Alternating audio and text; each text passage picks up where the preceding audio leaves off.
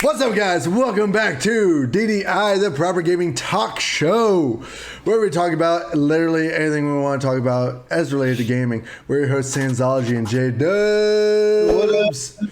RP KJ, he's not dead. He's just not here with us. Nah, his whole work schedule got messed up because of the holidays, so he's not with us again, unfortunately. But we're here, and we're going to be talking about, well, PlayStation not being great. Usually, we're like, Sony fanboys because we all have, Whoa. PlayStation. Speak for yourself. Okay, no. To be honest, we are all Sony fanboys, 110%. Like, why are you putting words in our mouth? All of us have a PS5. All of us really tried hard to get a PS5. None of us tried hard to get an Xbox. I was really close to getting an Xbox. So yeah, just but because PS5 was your first choice. It was only my first choice because I already had a PS4. Anyways, we're all Sony fanboys over here, but we're not to the extent that we can't, fault Sony when they do some bullshit. And that's exactly what a fanboy is. Sony's been fucking up lately, for a while, but more so in the last month, where they've been getting sued. They've been having a lot of allegations thrown against them from Microsoft. They're raising prices. The raising prices might not be them fucking up. It might just be them reacting to the economy in certain areas. But still, Microsoft's not doing that. But at the same time, Microsoft has fuck you money. So... I mean, Nintendo's not doing that either. Nintendo's not that big. And Nintendo honestly, still has fuck you money. I mean, yes and no. Plus, they're kind of in last place when it comes to quote unquote next gen technology. Oh, 100%, 100%. But they are just destroying PlayStation and Xbox when it comes to console sales. So, I mean, they've been pushing the same console for 10 years now, so that's not really an accomplishment. If you push a console for 100 years, eventually it's going to get to 60, 70 million, whatever, so. But either way, I mean, they're in their own lane and they're doing their own shit. So I don't really use Nintendo when I'm comparing consoles to each other or games. Yeah, I mean, Nintendo's kind of weird. They're just staying what they're doing, and that's about it. But yeah, Xbox and PlayStation always have this competition going on, and so just to give you a brief overview, because we're going to be diving deeper into some of these stories as we talk about. But the one is talking about Sony getting, this is the most recent one, but Sony getting sued for $5.9 billion for ripping people off on video game sales, digital game sales specifically. So the same thing that happened with Apple about a year ago now, right?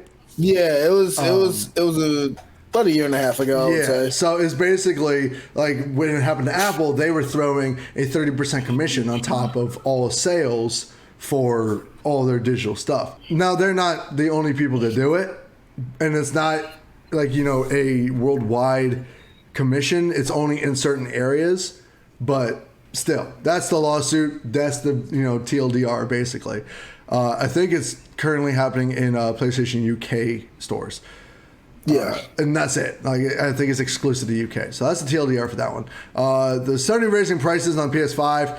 This is not new. I mean, we all knew this is probably going to happen because of the economy is just fucked right now. No, we didn't. This has never happened.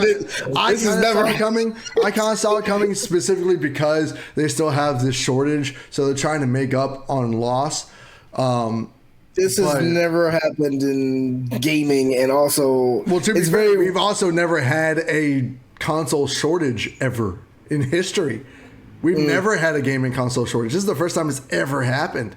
I mean, but again, when technology runs out, they don't change the price. They just don't have any until they have some. So I mean, fair, but at the same time, it's that's the one part of this whole overarching PlayStation blunders that I kind of will give them the pass on. And again, it's not everywhere. They're only raising the price. I think in Europe, Japan, China, Australia, Mexico. They're raising the price everywhere except America. But the US. So that's pretty major. We're fine. That's pretty major. We're fine. Fuck the rest of the world. The last one, the last one is Microsoft. This one is not confirmed.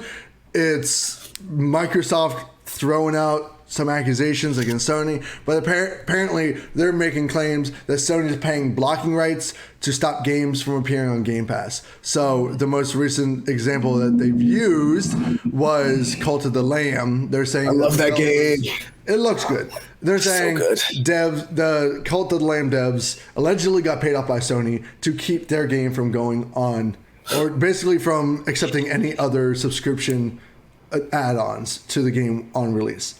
So we don't know if that's true. There's zero evidence, but that's what Microsoft is saying. That's what Microsoft is saying. Widow review. So this is from a article on svg.com. They're saying, what was it? Widow revealed that this practice is allegedly still going on, and that he was told that the hit indie title Cult of the Lamb is another game where Sony paid to incentivize the developer to not do any additional subscriber deals with competing platforms. So, it could be happening, but no one I can really see knows it for sure. I can see it. I mean, kind of. I kind of think it's like, this is also an article from Kind of Funny Games. They're a pretty solid, YouTube channel, right? They're pretty reliable with their stuff. So it could be happening. Could not. It's Sony, all kind of rumors and accusations. Nothing's confirmed. There's no evidence. There's no receipts. So, with the fact that PlayStation has done such a lackadaisical job of trying to compete with everything that Xbox has to offer, combined with also just ripping off indie devs and they've had some weird run-ins with indies.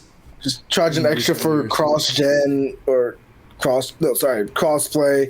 Charging extra for cross-play and trying to be a stickler about that. Yeah. It's just, I could definitely see it. They've definitely gotten to be that bougie bitch in the club where it's just like, oh man, just because we're Sony, ha ha ha. I know they're acting kind of like Nintendo in a bitchy way, and I don't really understand why. It's like Sony's been like, the PS4 era, like they were great, they were awesome, like they killed it. They were the top tier gaming for sure. Like outside of PC. Oh yeah, but. I'd say PC's better now than it's ever been. But Xbox had their issues that were going on with restrictions. With the Xbox One. Yeah. Like game restrictions and really shitty backwards compatibility and that DCMA thing was like, whoa. Yeah, exactly. There's a lot of stuff going on. But now this year it's kind of flip-flop where Sony's the one not doing great. And we don't really know why. There's no real reason for them to be doing this. They're just acting a fool for no friggin' reason. I think you could just tie it to who's at the reign of the company, because since Jim Ryan is taking over, there have been a lot of things that he said that just anger people. They've tried to shut down these stores, these PlayStation 3 stores and stuff that nobody really wanted to happen. Like I said, I know people that still use the PlayStation 3, so they're not in terms of the store. We kind of talked about this before, but just comparing Xbox, the 360 stores, I believe, closed already anyways. So, Microsoft does a better job at game preservation than Sony does. They do. And because of Game Pass. And that was the whole reason that PlayStation came up with the PlayStation Plus tiers and everything. Right. And it's getting a little bit better. They're dropping 17 new games this month. And dude, it's the same thing that Game Pass does, right? Game Pass, the only reason, this is something that I've come to understand when it comes to PlayStation Plus and the Game Pass. PlayStation Plus, the tiers are confusing as hell, but in general, for the Ultimate Edition or the Premium, whatever it is, for Premium, for PlayStation Plus, the only reason Game Pass has this huge collection and category of games is because they've been around for 10, 15 years already. They've been doing this for a long ass time. They've had time to beef up their collection of games, whereas PlayStation has not. They're still adding stuff in, so they couldn't launch with literally everything. They got it. bring more games in. That's exactly what Game Pass does. Game Pass drops like, anywhere between 10 to 25 games every other month or so. I mean, they added like 70 new games within the first 6 to 7 months of launch. Exactly. And this has only been like 3 months in? But like they not only did they have more at launch, but they promised more. True, yeah. With their whole package. So I mean, the tiers do make it just confusing as all hell. So I mean, and that's why I'm like, well, Sony's trying to do whatever it can to like kind of like make their competition fumble. Which, from a business standpoint, that makes sense. But it's also a lot. It's really anti-consumer because it messes with us a little bit. To a point, I mean, it's them trying to basically future-proof themselves and not get outshadowed by or. I mean, and think about it, like the biggest thing for certain releases. Yeah, that's true. I mean, think about it. The biggest thing that they were against was cross-gen. No, not cross-gen. Crossplay. Keep getting this confused. Crossplay and putting games on PC, and now they're kind of easing up on both of those. Yeah. Like they were the ones that were like keeping crossplay from becoming mainstream, and letting most of their games be on, or not most, but some games be on PC. But since then, most of the games are now crossplay. They have no issues with that anymore. They've, made deals with Microsoft and PC. So most of the games now launch as crossplay. Some don't, which is kind of a bummer, but others do. And then they're putting more games onto PC. So like with Sony right now, it seems like they're really like taking 2 steps forward, 1 step back with a lot of things, where they're doing some really, really good, like consumer-friendly shit, and then they're doing other stuff that, really makes it seem like, what are you actually trying to do here? Like, this doesn't make a whole lot of sense why you'd be doing this. The whole blocking games from Game Pass thing, that's a business move. That's a straight-up business move, and it's not a horrible business move. But it also takes away from the consumer. So it's just it doesn't really take anything away. Yeah, it does. No, because it just makes them have to pay the full price for the game. No matter exactly. What. The only thing it takes away from the consumer is them being able to play for free. Exactly. That's the whole point. No, but it doesn't actually take anything away. Like, you still are able to get the game no matter what. The whole functional point of Game Pass is to be able to play it. It would be different. Free. It would be different if they put Cult of the Lamb on PS Plus and then paid them to block it from Game Pass. That would be different. That would be them taking away a game for free for Game Pass subscribers. But they're just saying that we want people to pay full price for a game no matter what. No matter what platform they're on. That's none of their business. I mean, pun intended. That's none of their business. Well, if somebody is paying or not paying for a full game on somebody else's platform, that's not your platform. True. It's not. You have nothing to do with that. So, like, you're still taking away a free game, whether you're putting it on your platform or not. I mean, like, it would make more sense if they did put it on their platform, but, like, you're still taking away a free game. So, I mean, it's still anti-consumer in a sense, and it's not even on your platform. So, true. If it was true, I get that it's not necessarily true. We don't know if this is true or not, but this is another point that I felt is another, like, basically. Devolver Digital just recently went public last year, right? They went public less than a year ago, and Sony owns a majority stake now. Or no, sorry, a minority stake. So with games like Cult of the Lamb, that kind of makes sense for them if they were to pay them off to block them to keep it off. Yeah, Game Pass. That makes a lot of sense because they want to, have that game being the best sold on PlayStation. I mean, when it comes to people complaining about first-party and third-party titles, that's when that kind of comes into play, if that were a thing, where it's like, it would make having first-party titles to be fully under your control a little bit more important. But, I mean, I still love third-party titles. Oh, yeah. I mean, of course. They did it. I mean, gaming wouldn't be what it is without third-party titles. Yeah, I mean, they did it so well on PlayStation 3 and 4 that I can barely remember what was an exclusive, what wasn't. Like, it was all. I mean, I can still name all. I mean, clearly you can name like 4 or 5 big names from PlayStation 4, but like for the most part, like after that, it's just like they're just all games. They're just all games, kind of just meshes together. So no, I feel like third-party titles were definitely more relevant. Like back in like the PS3, PS4 era, they've become less and less relevant. Almost everything's going exclusive or owned by one company or the other. Which kind of sucks. It's kind of weird. I don't know. That's weird. That's why I don't like the idea of Amazon buying any gaming company. I don't feel right about Apple buying any gaming company. It's just like they're just dividing the gaming community. Well, yeah, at some point, like we already talked about this, at some point, every single gaming developer is going to be owned by either Sony or Microsoft. But then everything's going to come back to PC anyway. So exactly.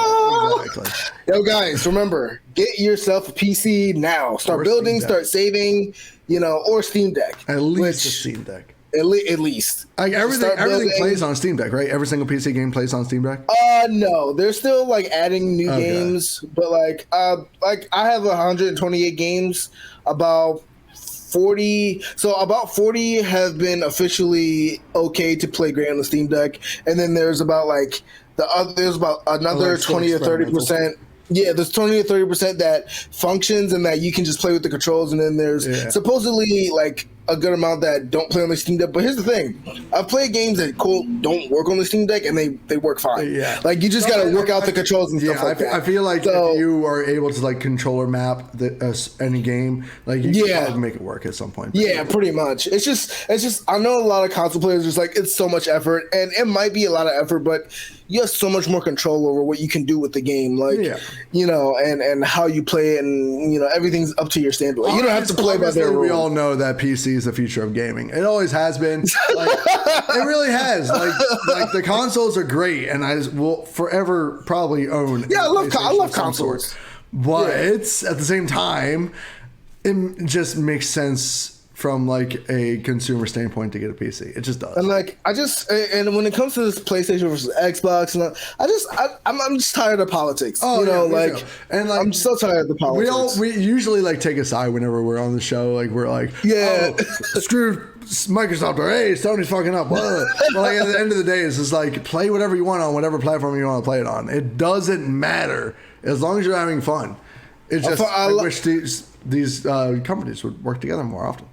Yeah, I feel like seeing people attack each other in like YouTube chats is just like the most annoying thing ever. Because they're like, yeah, man, we're I'm just like, come on, man, like just relax. Everybody's trying to play games. Like that's what we are here for. Yeah. So I mean, honestly, I think my prediction for the next 5 years or so, I would call it to say consoles will probably be on shelves probably regularly by like mid next year, if not beginning of 2024. Are you talking about like PS5 and then Xbox? Yeah, just like the schedule, and then like if a PS5 now, the interesting thing is if a PS5 Pro comes, will it still be on schedule like the last two generations? Like, will it come year 5? Will it come year 6? Like where it usually comes in at, or will they push it back, or will they just not have one? Just for this generation because of how hard it's been to get the original. So it's really hard to say, and it's really hard to say where Sony's going to go from here. But because like right now, think about it. Right now, PS5 is $550. So if they make a PS5 Pro, it's going to be $600, which means it's going to be $600. It's going to be $700. They usually bump it up too. The PS4 Pro was, I think, $200 more expensive than the PS4. No, it was $4 because it was $4. It was like $4 something, and it was $499, right? The PS4 Pro. Yeah, and the PS4. No, was it? I don't think so. It was $4. I will look this up. I think it was $499 because I know PS4 was $400 because PS3 was $300. Well, it was $300 after they took it down from $600. Yeah, $399 for the PS4 Pro. Is that now or is that original? No. This is back in 2016. Priced at $399. Oh. Now, how much was the regular PS4? Because PS4 was $399. $399. Yeah, but I think by the time the Pro launched, they dropped the price for the original PS4. Oh, to like $350 or something. Yeah. They dropped it to $250. Oh. Yeah, so, there's that. But so I mean, I would see it being like $650. Yeah, I can see $650, maybe $7. It all depends on what they can do differently, Right. Like if there's not much different spec wise, because I mean both the gonna have to be PS5 and the XSX both have very similar specs, and it's the best you can get right now. So yeah, I mean, if they could have some native 120 FPS, that would probably make the difference for a lot of people. yeah, that's gonna be. I mean, they still haven't really gotten that in either console, so that's gonna be hard to get. Well, they do have it on Xbox. And they have it for the PS5 as well, but again, not many games support it. So there's more to support it on Xbox. Like they've optimized, they've optimized a lot of games on Game Pass for 120, 60 to 120 frames, and some of their modern games run at 120 natively.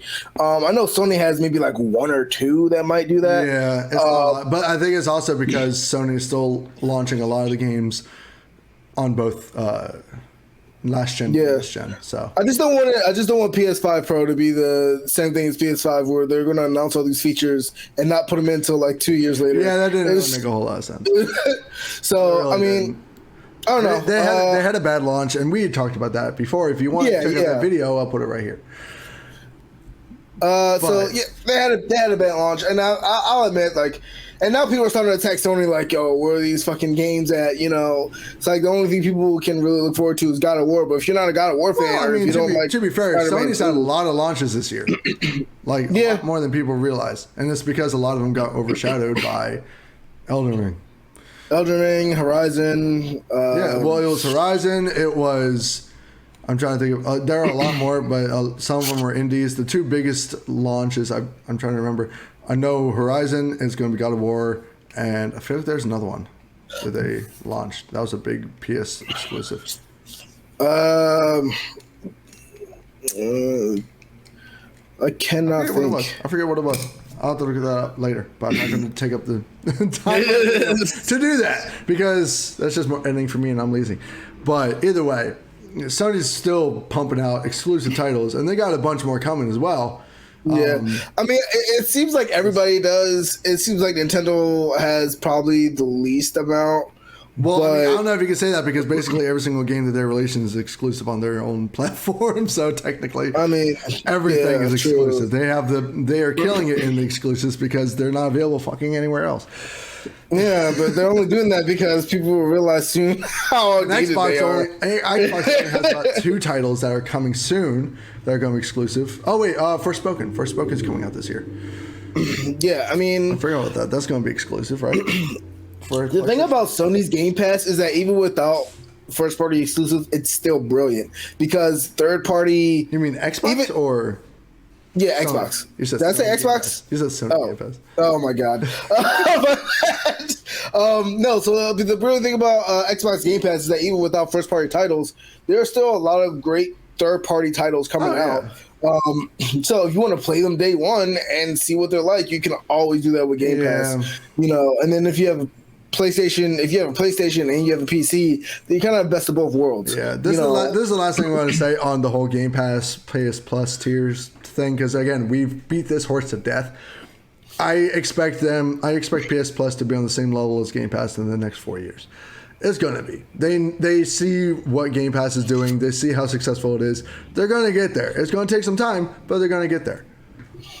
We shall see. I think they're going to be dragging their feet for a while when it comes to that because they're more focused. Like they said themselves, they're more focused on making the player play the game, pay for the game because they don't have the money to support Game Pass, or they don't have the money to support PlayStation tiers to make it work as Game Pass does. Yeah. So it depends. We'll have to wait and see on that. Like I can see them like just throwing in every once in a while, like a low budget title as a day one play, like Stray. Yeah. You know, but at the end of the day.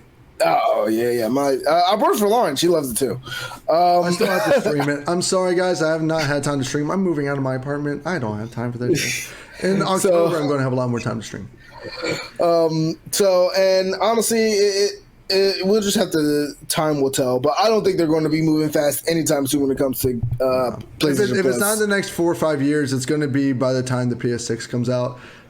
They'll have a more successful more robust, and they'll probably make that one of their talking points or whatever. They might launch it with like day one releases for some games.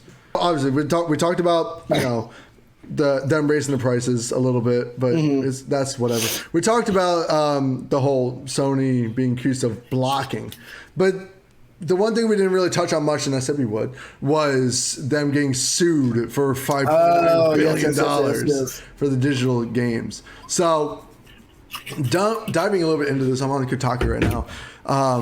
Right now, the whole lawsuit is basically saying that Sony dominates the digital distribution of PlayStation games and in-game content, and they're saying that they have a near monopoly on the sale of digital games.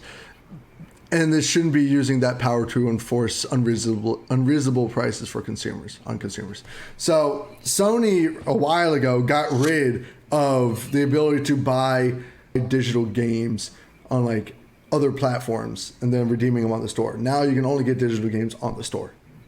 Really? Is that just in the UK or is that in America too? Everywhere. That's everywhere. Like I still see PlayStation cards in like stores. No, like PlayStation cards, yes, but you can't buy like digital games. Like and just have to get like a download code. Yeah, you can't get the download code anymore. You can get like gift cards and then buy them on PlayStation, and that's literally because a lot of these stores and places were selling these games for a lot cheaper than PlayStation. They're losing money on the PlayStation Store.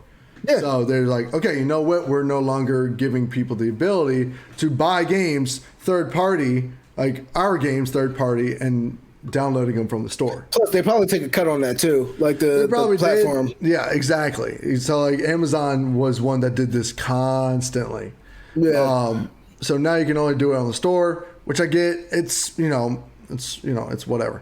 But now they're also doing the same thing that most major storefronts do this, except for Epic Game Store. Epic Game Store is one of like the people that don't do this whole commission on top of game sales.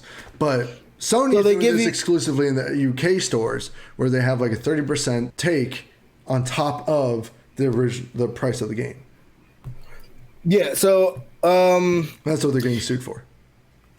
Gotcha. Well, I mean, so I've seen a couple people talk about this, and Epic Game Store actually gives you a discount if you if your game is using Unreal Engine. They give you a discount. They only take 5% commission. Otherwise, they take only 10%. Steam takes, I think, 20 to 30. Yeah. PlayStation takes 30. Microsoft does the same thing. Yeah. So I mean, I kind of see the point because like you go to GameStop, you'll see a game sitting there for a month and the price will drop like maybe they 10, have sales 20. Like crazy. Yeah, the price will drop. Like no, I mean it'll permanently drop to like 30. Like you'll see if I walked into GameStop right now and I saw Crysis 2 on the shelf, it would be like $10, $5 probably.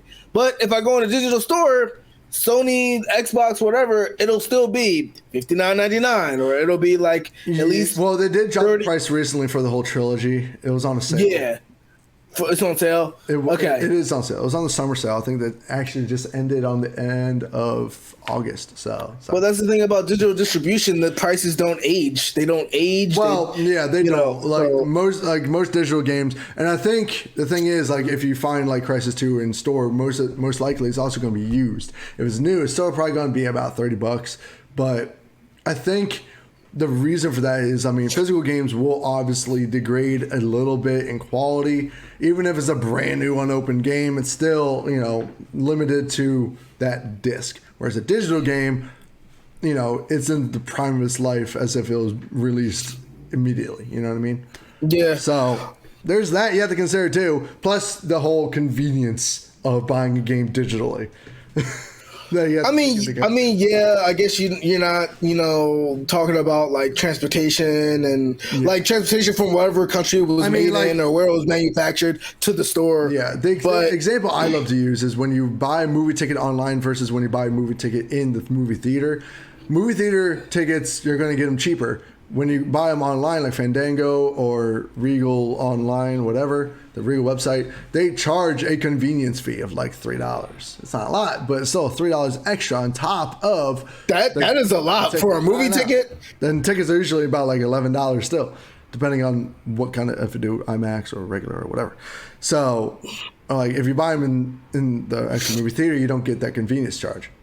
But PlayStation, I know even in the US, they do a convenience charge of some sort whenever you're buying a game online. Like you can buy a brand new, $70 game. It's going to be about $75. Yeah, but at the same time, it's also a convenience for them because if people have more convenient access to games, they will buy more games. So that convenience fee should really be a thank you that should be given to us. You give us $3 discount for buying. Yes, give us $3 every time we buy a game, or give us like that PlayStation Stars thing. That's going to be cool when that's when going it to be comes awesome. up. I'm really looking forward to that. Actually. So they're late on the ball, but I like it. That should have totally been looped in with the PS Plus tiers. That would have been a great selling point. Oh no, that would have been so bad because anybody doesn't feel like paying $120 a year for PS Plus, they would lose out, or whatever tier they would make it. I mean, I know it's going to be free for all PlayStation players. That's really cool. It's like a loyalty program that is free, but at the same time, it's just like Plus anyways. So you can look at it both ways. You can look at it from a consumer or a business standpoint, but this is convenience for both sides when you're talking digital distribution. Mm-hmm. And so I feel like definitely PlayStation is taking advantage a little bit, and it might not be egregious or crazy amounts, but like it's enough that people just aren't happy with it. And like in the UK, there's actually a law that you can't, upcharge or take advantage of your power or influence in the marketplace. So I think what I heard from them is that exclusively in England, like they do the upcharge so all the prices match those of the US. That way, so everything in pounds equals to that in dollars. Yeah. Which, again, is kind of scummy because you don't really see that in any other states or countries, rather. Right. You don't really see that in Australia. Like the difference isn't that much. It's like $5, $7 difference in price, depending on what currency you use. But I think they're also trying to set a standard because now that most things are being brought digitally, including big purchases like cars. Now people are trying to buy cars online. What does that mean when they're just like, oh, let's just add an extra $5,000 onto the price? Like no. So I think they're trying to set a standard and keep companies put in their place, which is kind of necessary because if you let them run rampant, then you get all these price jumps and everything like that. And businesses care about making money, but you can't make money if you're bleeding your customer dry. Exactly. that doesn't go hand in hand. So they do have a point with suing Sony, and this might make other companies think twice about what they're doing, especially if, let's say, Amazon, Netflix, and Apple get into the gaming scheme. I know Apple doesn't want another lawsuit. You know what I'm saying? Like, it'll make companies think twice. Same thing with NFTs. Once people started, standing out against NFTs, companies were thinking twice. You can't sit there and try and bleed your customer dry if your customer is your foundation. Like that doesn't work. And that's what I never understood about business in general. It's like, in order to do business, it's a contradiction. In order to do business, you got to be greedy, but then being greedy breaks your business. If you're greedy. So it's just like, when Apple was going through the same thing, they had to actually change their commission rate as told by the judge. So they lost that lawsuit and they had to change their commission rate. So they weren't allowed to charge that 30% commission anymore. I think the difference with like PlayStation here, they're probably going to be forced to do the same thing. Right. And the difference with like other gaming companies, like, I still think like Xbox, you can still buy games digitally on Amazon and stuff like that. Same as Steam and even Nintendo. I've seen Nintendo games on Amazon. Yeah. Yeah, exactly. But PlayStation, you can't. So because they have that, monopoly on digital games. Again, I wouldn't call it a monopoly. They're their games, so it makes sense for them to only want them to be sold on their platform. Totally agree with that. I don't have any gripes with that. But then them, tacking on that 30% take is kind of annoying as all hell. Yeah, it's like you're already getting all the money, so why are you just trying to charge everybody more? It's just like I don't mind them doing it on their own platform, but just as long as they don't take advantage, which is clearly seeming like that's what they're doing. So I do have a problem with it. Yeah, and it's like you can even use the excuse that they're building up this money for bigger projects and trying to invest in other stuff and everything, but like things take time. You're doing like, why bite the hand that feeds you? We are the hand that feeds you. We give you your employment, your money, everything. So like, why would you turn against us like that? So like you said in the beginning of the video, it's like they're doing things that you're just like, why ruin it? It doesn't make sense why they're doing half the stuff that they're doing. They're just doing it, and it makes them look like greedy bastards. That's all it is, and I don't really understand it. Because they've been in good standing for like the last two generations. They've been great. PlayStation 3, PlayStation 4, even PlayStation 2, they're on top of their shit. PlayStation 2. Yeah, PlayStation 1, too. They've been doing good. Online game for PlayStation 2. Yeah. By that time, the Xbox 360 came out. So. Yeah, that's true.